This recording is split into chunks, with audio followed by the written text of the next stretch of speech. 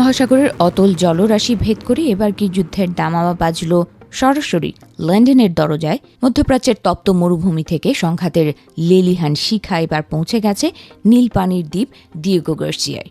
ইরানের এক অভাবনীয় কথিত হামলায় পাল্টে গেছে বিশ্ব রাজনীতির সমীকরণ। এতদিন যুদ্ধের ময়দান সীমাবদ্ধ ছিল লোহিত সাগর কিংবা পারস্য উপসাগরে, কিন্তু ইরানের দূরপাল্লার ক্ষেপণাস্ত্র এবার নাকি হানা দিয়েছে ভারতীয় মহাসাগরীয় অঞ্চলের ব্রিটিশ হৃৎপিণ্ড দিয়েগো গার্সিয়ায়।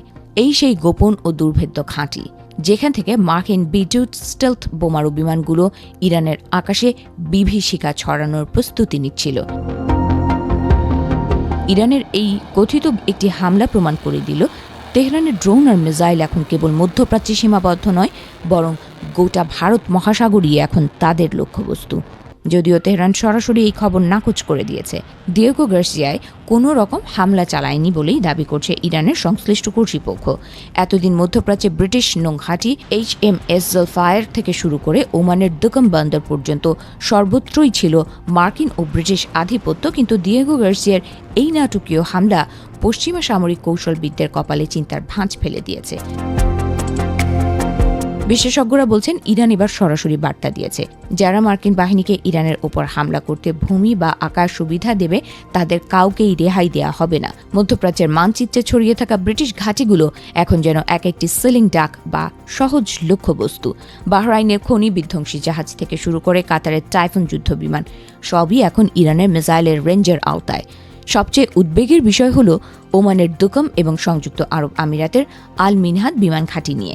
গত মার্চ মাসেই আল মিনহাদে স্থায়ী সামরিক কেন্দ্র খুলেছিল ব্রিটেন, কিন্তু খোলার কয়েক মাসের মাথায় তাদের ওপর নেমে এসেছে যুদ্ধের কালো ছায়া।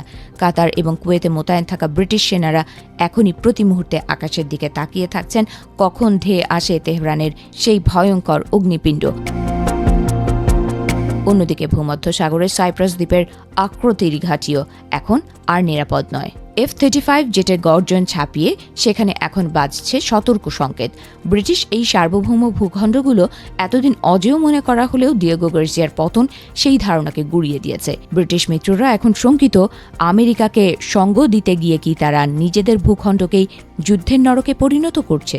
যুদ্ধের এই নতুন মোড় বিশ্ব অর্থনীতিকে তছনছ করে দিতে পারে। যে রয়্যাল নেভি অপারেশন কিপিয়নের মাধ্যমে তেল সরবরাহ নিশ্চিত করত, আজ তাদের নিজেদের অস্তিত্বই সংকটে। দিয়েগো গার্সিয়া থেকে ডিক্লেয়ার করা হয়েছে রেড অ্যালার্ট। প্রশ্নটাও তাই পরিষ্কার, লন্ডন কি এখন যুদ্ধের পথ বেছে নেবে নাকি ইরানের এই বিধ্বংসী শক্তির সামনে নতজানু হবে?